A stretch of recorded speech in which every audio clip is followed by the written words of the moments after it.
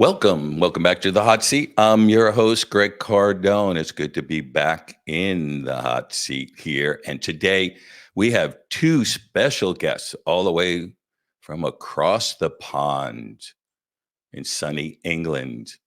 And we're going to be talking with Owen Llewelyn and Lizzy Horror in a pretty intense, suspenseful thriller that I watched. I was impressed, called R.I.P. Man.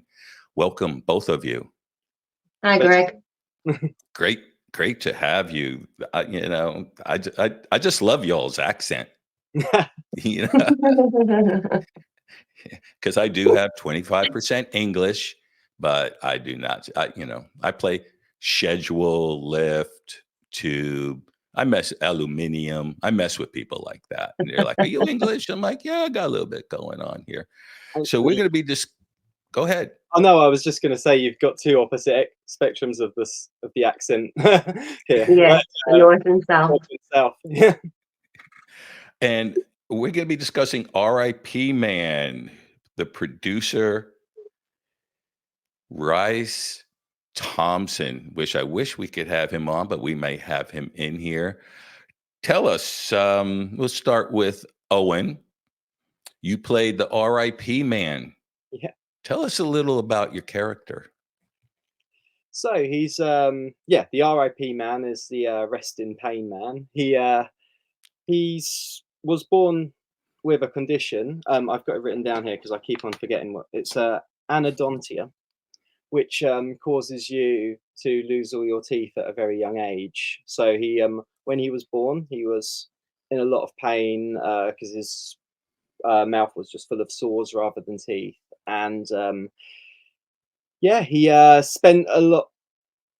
He's spent some time in a mental institution until he escaped, and now is wreaking terror on a group of teenagers. And in this opening scene, which the short covers, it's the first scene, his first victim. He specializes in brutalizing people's mouths and stealing a tooth at the end of each killing. That's interesting. I kind of thought he was like a wannabe dentist and never made it through med school. Lizzy, tell us a little bit about the makeup and prosthetics and how you made Owen look like he didn't have any teeth. Yeah, so I think majority of Owen's makeup was the teeth. It was trying to get the teeth blacked out. I think we sat for about an hour or so, getting the makeup ready. And yeah, with he was very well described, was the R.I.P. man in the script. So it was quite easy for me to get a picture in my head of what we needed Owen to look like. So yeah, with the paling out, I didn't want to go full white with Owen and make him sort of look clown. I still wanted him to be human because he is human. He's the R.I.P. man. So yeah, so I think the makeup really took around an hour, and yeah, majority of that was just, unfortunately, Owen's mouth wide open and me in there getting the teeth blacked out. That was pretty interesting because I'm not going to really get too much into the film because we want people to watch it. But there was the one part where it was like, "Wow, that was kind of pretty neat how you did that." I was impressed. Good, special effects, makeup artists really help a movie. I did notice the house. That was incredible. For you to be able to film in that location, that was wow. Tell us a little about it. So it was just it was a house in a sort of like suburban area which I didn't even know existed in north of Hove, I believe it was.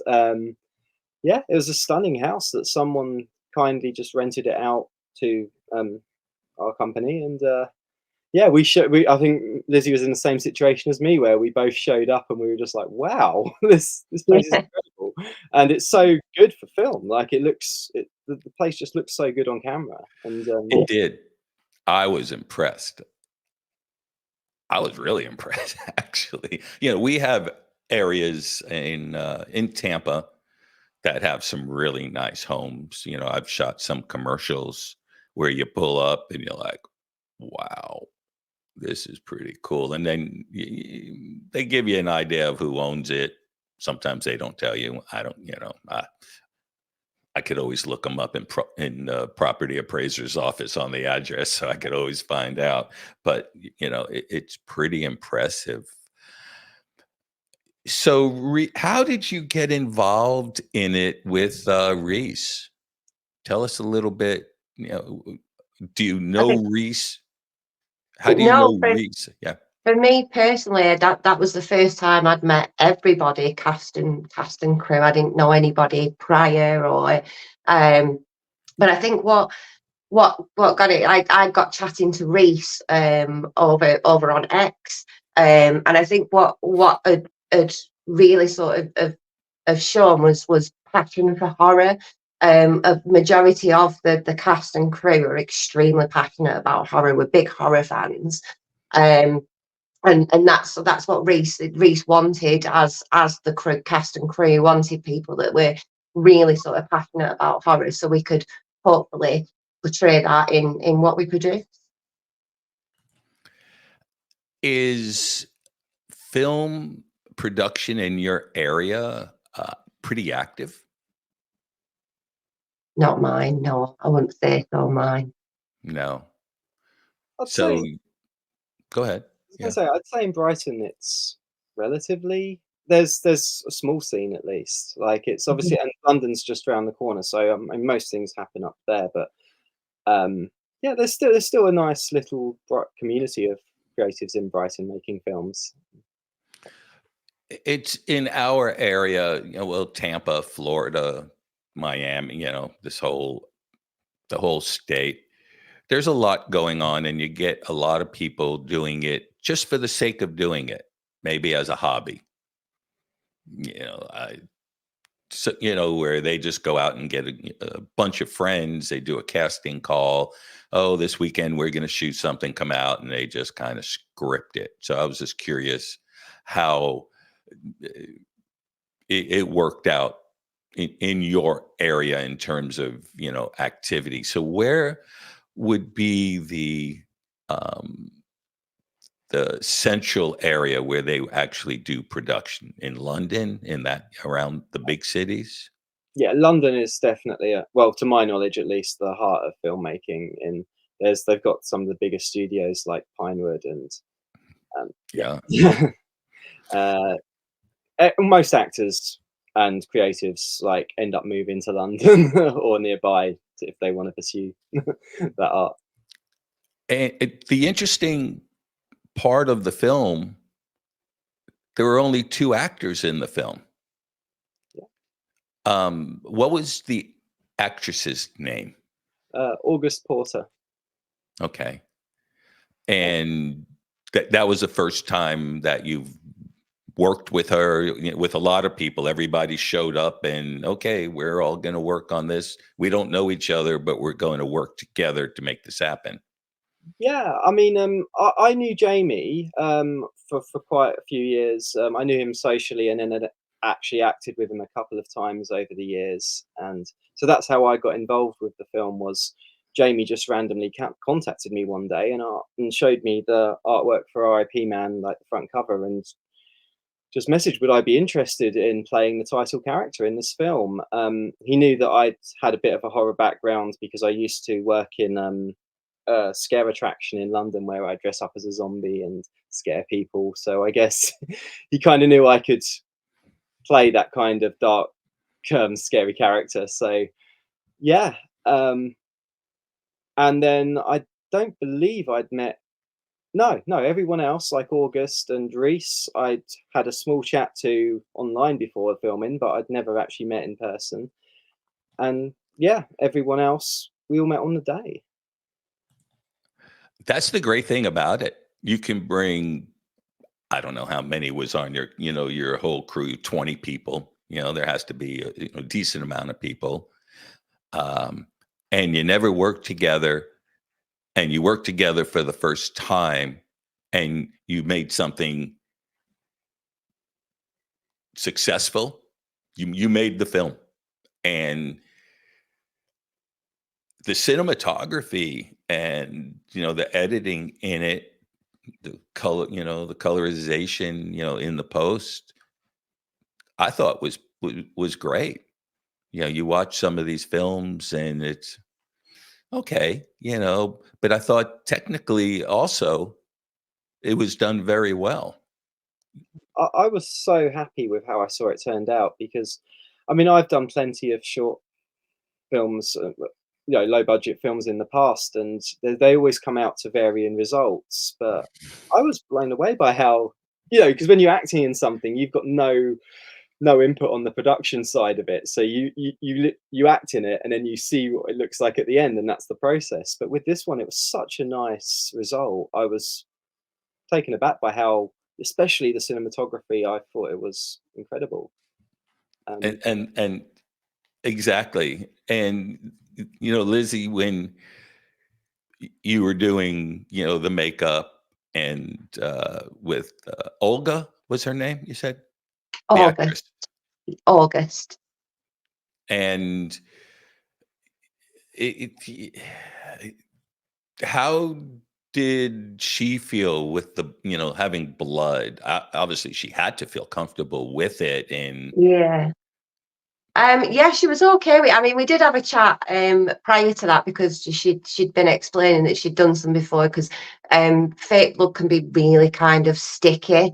So we did have a bit of a chat beforehand, but yeah, she was great with it. We were hoping to do a little bit more on the very end scene with her mouth, but we were literally just fighting sunlight at this point. And we were running out of time, so unfortunately I didn't get to do the prosthetics on August at the very end that we wanted to do originally. However, I think for what we ended up with was still pretty cool. But yeah, she was great with having the blood. To be fair, I think she'd had it before. She'd had the experience with it before, so it wasn't really new to her. So yeah, she was great.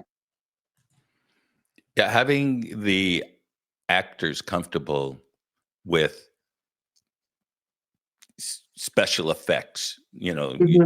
since not a whole lot of CG in it. Our film didn't have any CG in it, whatsoever. It was all manual effects. And so when you do the movie and you were doing your parts, and there was only two actors, so you have to be drawn into each character. Otherwise you see, two people and it's like, okay, where are we going with this?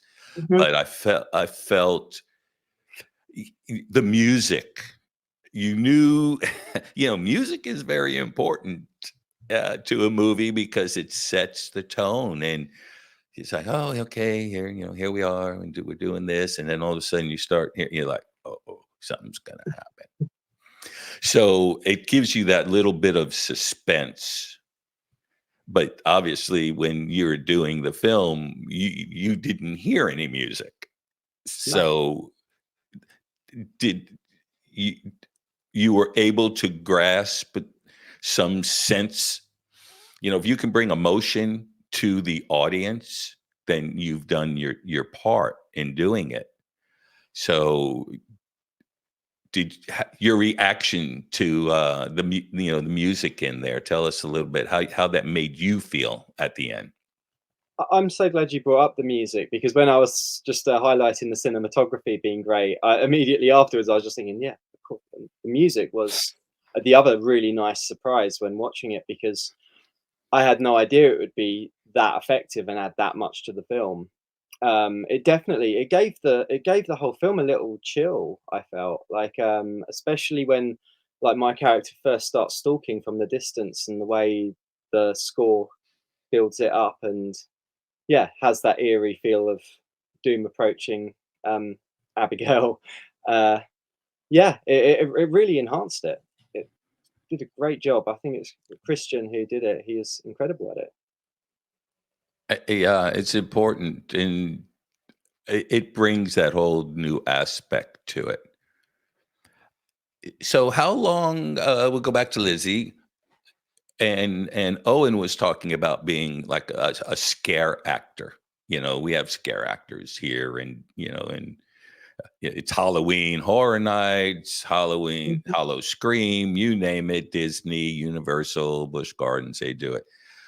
Do you have experience doing makeup for scare actors in your area? Do they have something like that? Yeah, we do have things like that. Yeah, I've not got experience with scare actors per se, but every Halloween is, yeah, that's kind of that's been my season for a while now of yeah, creating different sort of looks and videos and whatnot. So yeah, but no, the scare actors. In fact, Owen was actually the first actor I've worked with, so it was pretty cool. I worked with some scare actors, and they were kind of interesting when you actually saw them in costume and makeup. I worked with this gentleman. We were talking. He was a scare actor, and he was wearing during we were doing a commercial, and he was wearing a morph suit. Just a black skin tight, and it was a hearing aid commercial. I'm just going to give you a little weird background on it. It was a hearing aid commercial, and they talk about how hearing loss creeps up on you. So he was the creeper wearing this black morph suit, and I'm sitting in bed, and my TV wife is talking to me, and I'm reading, and he is on the side of me doing all these weird animations, and they're like, "How did you keep a straight face with him?"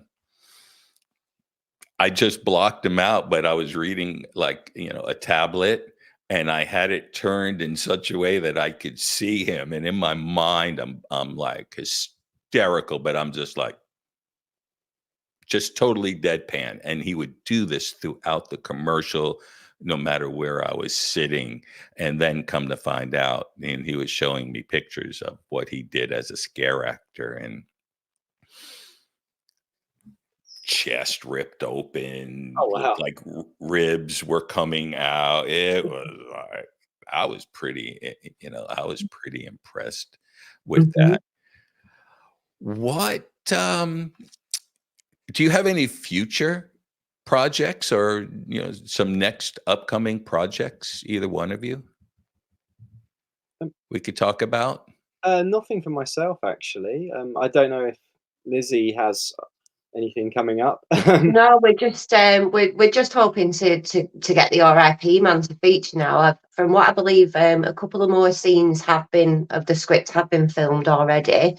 Um, Oh, we're hoping to film some more just a bit before Christmas, and we're hoping for a summer 2025 release of the full feature. So that's sort of my priority and the forefront of my projects at the moment is, yeah, let's get this thing. Now we've done the short as well, and especially the reception I think we've received from this short. It's we're like chewing at the nut now to, yeah, let's get the feature done.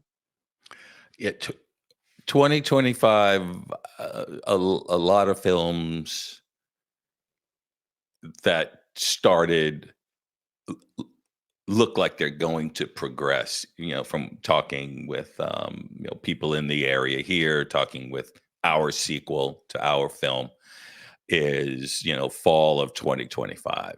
It just doesn't happen right away. You got to build it. You get it out there. Let people see it. Make them want more. That's the key. You get this first one out, and it's like, okay, now, where does R.I.P. man go? Is it the continuing saga is really what you want?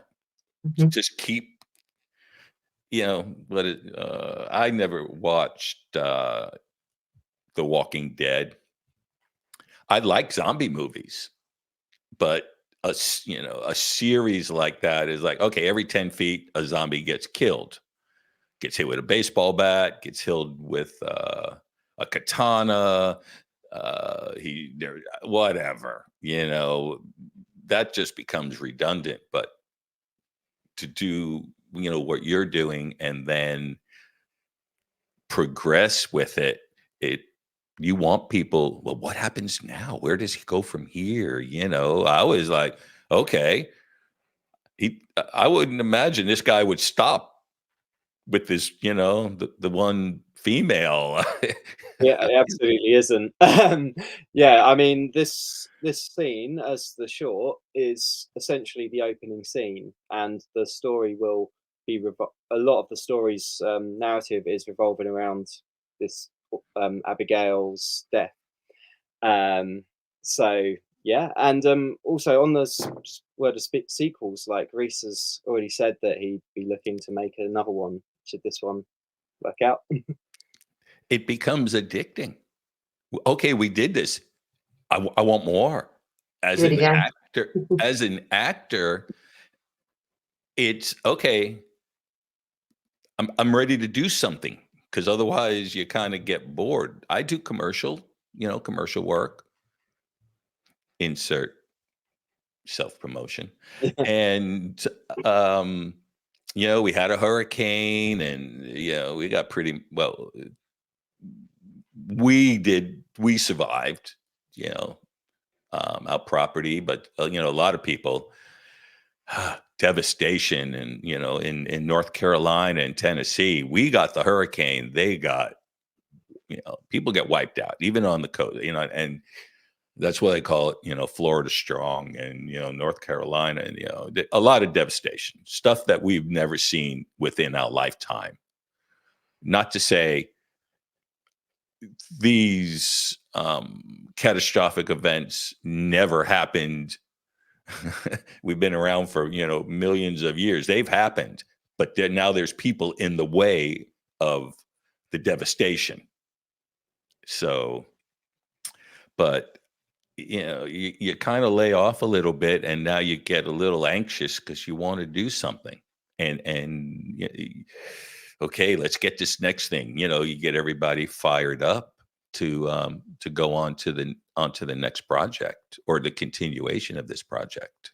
Absolutely, and I think the story of the R.I.P. man is something that can extend to more films. Should there's plenty more that the character can be, plenty more directions the character can be taken in the story. So yeah, I can see sequels being a strong possibility in the future. And the bigger the production gets, hopefully the more finances that you do get out of that, and it just makes it a better production. When you talk about low budget, or like a ULB, ultra low budget.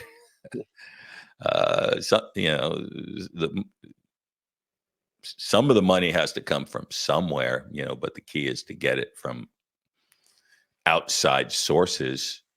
And then you would be surprised, what happens with that. Better effects. It gets a little bit more intricate for you, Lizzy. And okay, this is what we're going to go. And now we have somebody different. How do we make them different is the key, because otherwise, everything is the same. It's just the same movie. There has to be, you look and it's like, oh, they made a sequel. Well, it's just the same movie almost. And having, I don't know, they call them unknown actors is the great part about that, to where Well, who was in, who was in your movie? Us. Did you have any names? No. My name, 8 other people's name. You don't really need. Yeah, the next one we have some people we're working on just to have them in there because their character would fit in with what we're doing. And and that could be something where you get some, get Rowan Atkinson in your movie.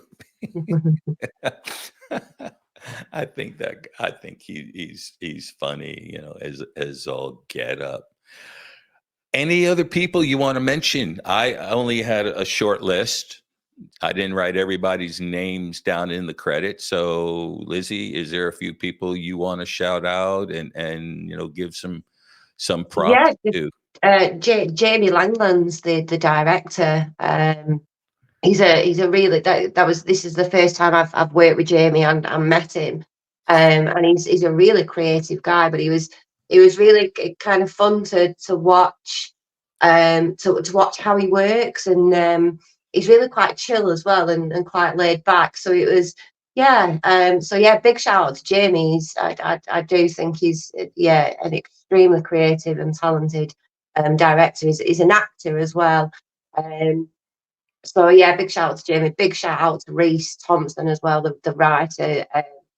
Like just reading the rest of the script and what's coming is there's some real brutal um, stuff coming that I think horror lovers are gonna really enjoy. And obviously a shout out to August Porter as well, who played Abigail.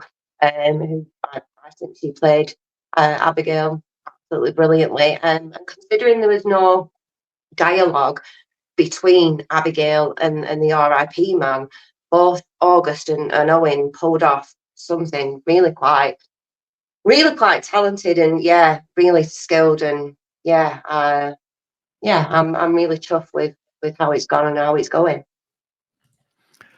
You said Jamie was chill. Yeah. Is that because everybody was just doing what they were supposed to do, which didn't have to have him get excited and like, Yeah. guys, okay, back to one, and how many? Well, that's about the 8th time we went back to one. Not. So I don't know. Owen's worked with him before, so maybe he can answer that. But he was very chill when we filmed. Yeah, no, I mean, I've never known him not to be chill, and this was my first time experiencing as a director, working with him as a director. Like, before we were just acting together, and he was equally as chill to work with then. And I mean, I'd like to think that it was just because we had a really good team together, and everyone just worked in sync with each other, and there wasn't really a single problem on set at all. Like, everything just ran so smoothly. Yeah, it was just boom, boom, boom. Yeah, everyone was just really on it, and everyone knew what they were doing. And yeah, I don't think Jamie just had to say what he wanted, and everyone on the team could deliver. So And that's the key. Everybody, if you go, you do your job. You have to be prepared, and the director is just there to maybe assist. Well, when you come in, maybe do this because you're not seeing what you're doing. You're just doing what you think you're doing or you're supposed to do. But when they're looking at the monitor and they're actually watching it in real time, okay, when you come in, maybe turn this way, and these are just uh, blocking logistics. But there was 2 characters, which made it probably a little bit easier. If you would have had a family in the house and kids or something, and now you're dealing with movement and timing, so that made it a lot easier, that way. But I'm sure as you start getting into a bigger production, there's going to be more people involved and a lot more interaction. Not like a street scene. Okay, and background action. and you've got all these people crossing, and the main characters are now involved in something, or some scene within the house, or it could be anywhere else. Yeah. So that was a good way to be able to work with the director, where it was like, nah, not a lot of pressure. This is what we did, and look at your end result. I thought it was great, and that's why I asked Reese. I said, send me some video. I would like to see what I need to have an idea of what I'm going to talk about and the people that I'm going to meet. This is first time that we're meeting in here, and I think it's great, and that's what I love about doing this show. I don't call it a podcast because I am not doing it every week. I'm not Joe Rogan. I got, but they want to give me millions of dollars. I'll do it every day. I have no problem. I'll shave my head and I'll get an eye lift and I'll do all that. But to get the quality of people like yourselves and being able to just have this conversation, and I love meeting the new people. And I was surprised when Reese. I gotta stop hitting this mic. I don't know. When when Reese reached out to me, and we did this film, and I found on Facebook, and looked at his page and looked at the photos and a little bit, and then watched the film. I was like, wow, this is pretty good. It didn't look like somebody made it in their backyard with an iPhone 16 or something like that. It looked, the cinematic aspect of it was most excellent. I mean, I'd also like to shout out actually Morgan Andrews, who was the cameraman and cinematographer on the production, and he was really spot on when in the filming. It was quite incredible to see him work as well.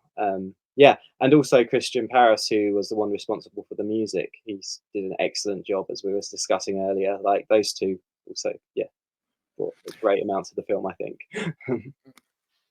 That's when I looked at it the first thing, before, and you look like, wow, the house, the cinematography, then the suspense, and Olgis. I'm sorry, that was August. that was her name. Yeah, August, like the month. Oh, I don't know why I think it was Olga. Well, I don't know. Maybe I should put my glasses back on when I read the credits. But just being doing it solo, the way she did, and walking around and doing what she was doing. You could see it, like she just knew things weren't right. And especially being in, by yourself, you know, I was a little like, well, she must be doing well for herself. Probably a stockbroker, a financial analyst or something, living by herself. Um,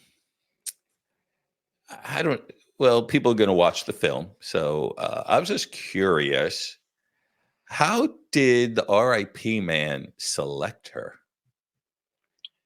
Is Um, that something you want to give away, or you don't mind a well, little bit behind it? You tell me. Okay, we can't I talk don't about think it's that. something I can give away, but I can say that he is targeting a specific friendship group, which is and there's reasons behind it, which Okay, hey, well, I'll that's say good. in the future. But yeah, she's the first of others that there's a group of people he wants to get to, and Uh, she there just you go. Now happens.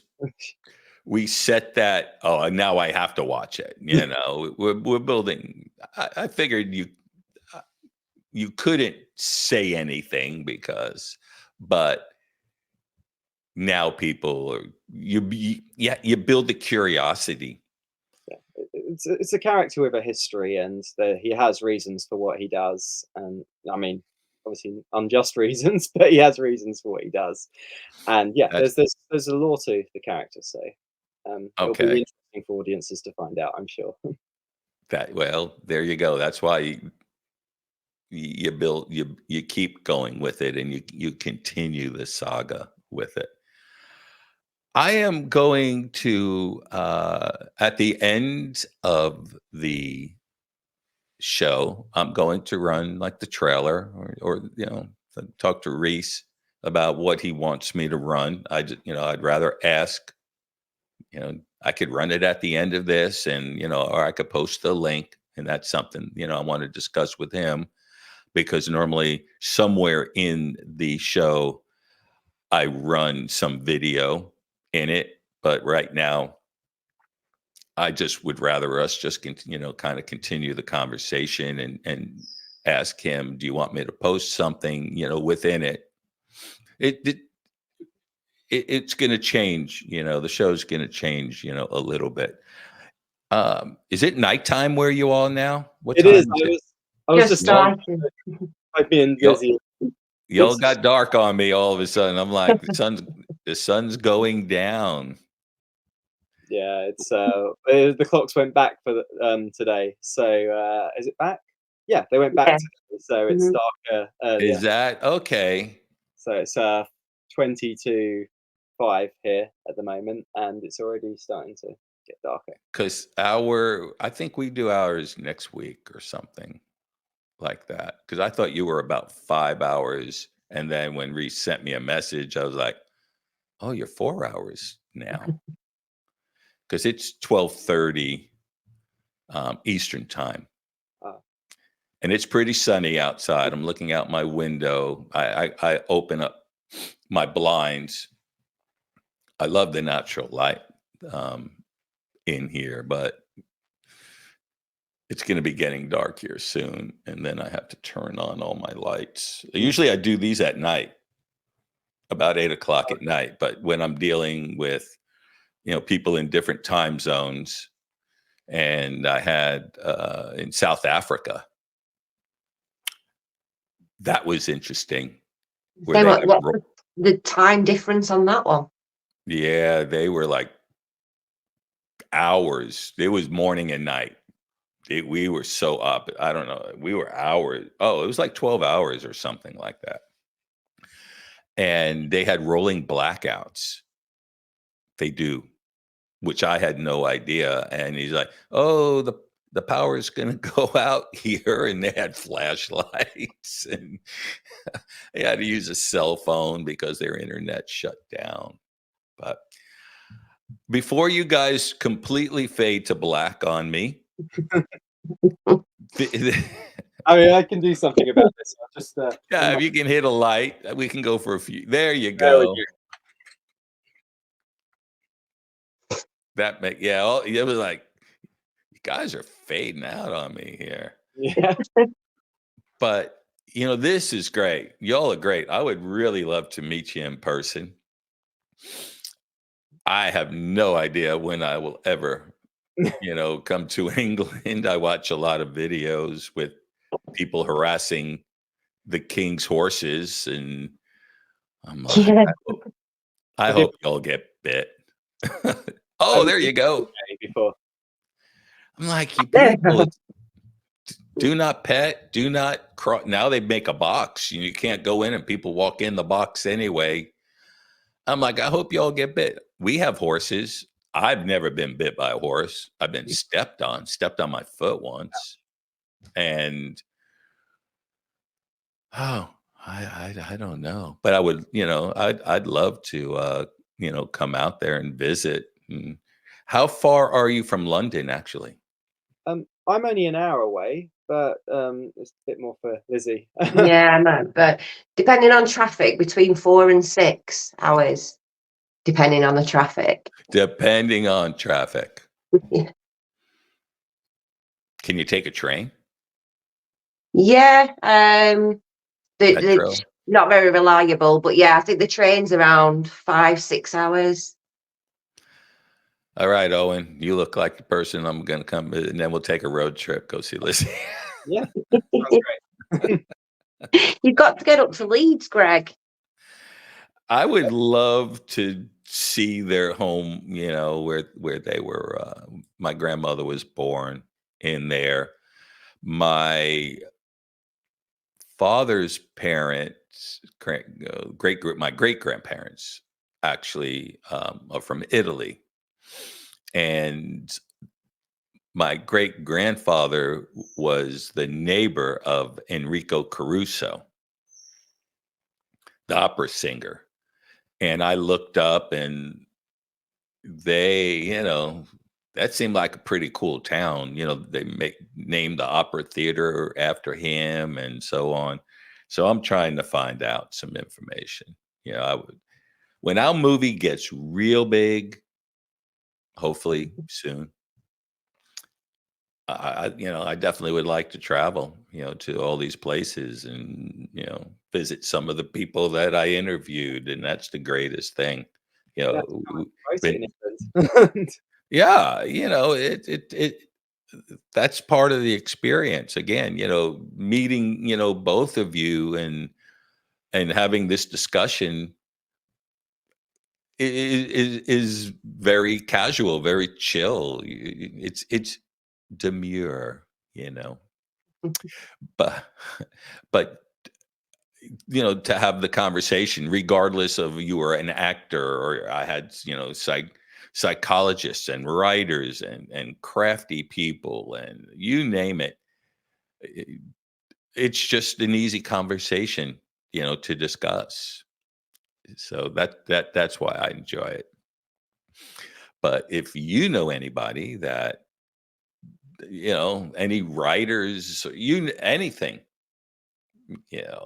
other than trying to promote local business, but they can do it because they can take the YouTube and post it on anything they want. We're always, looking for that.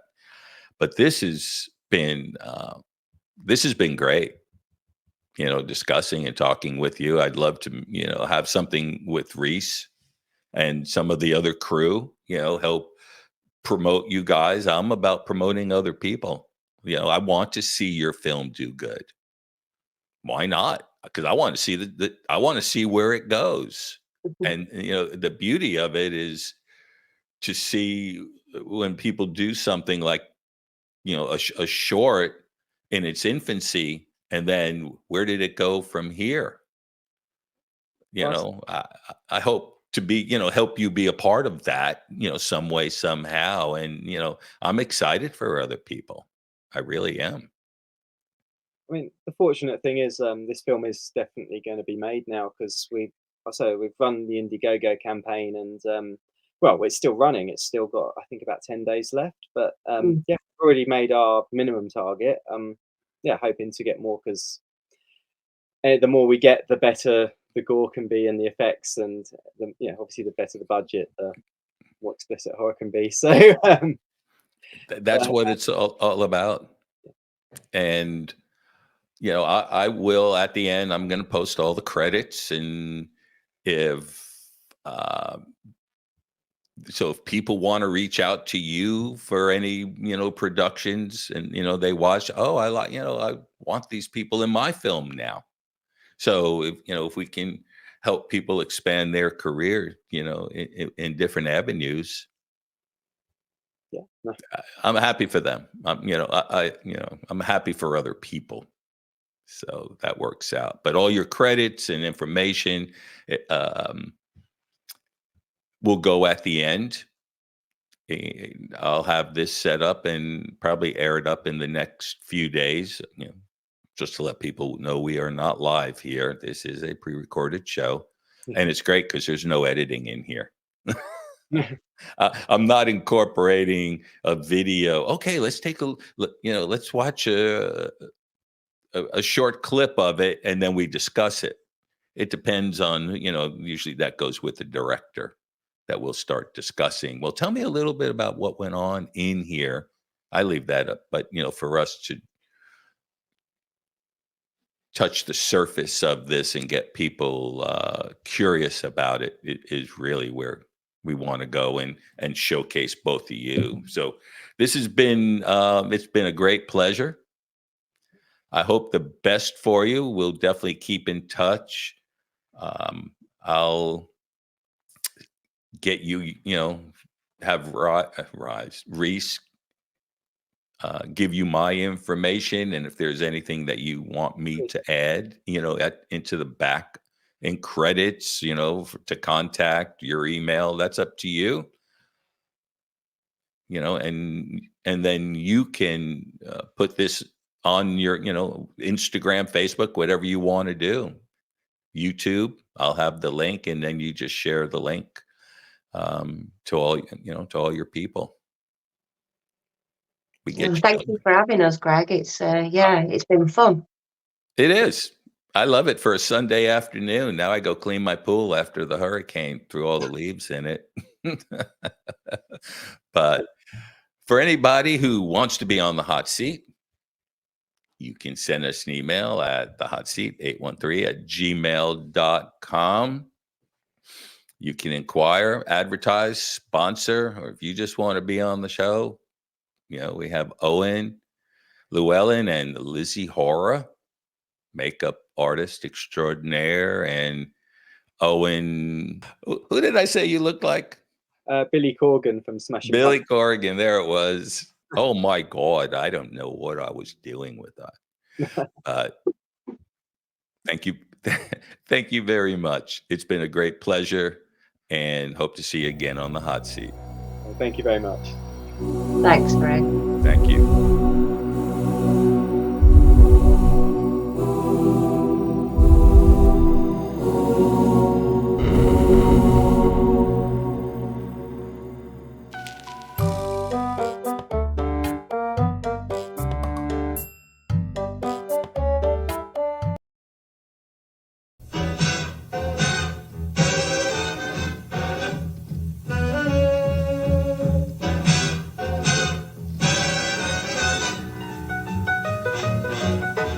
Children, here's the story of a new kind of boogeyman, and he doesn't scare you with an eerie scream. He's the leader of a solid ghost boogie-woogie band, and he makes them play on the beam. Every night when you're asleep, he starts with a rolling bass, and it's sure to put a nightmare in your dreams. When he gets them in the groove, they all start to rock the place, 'cause he makes them play on the beam. No one knows who he is, anybody could be.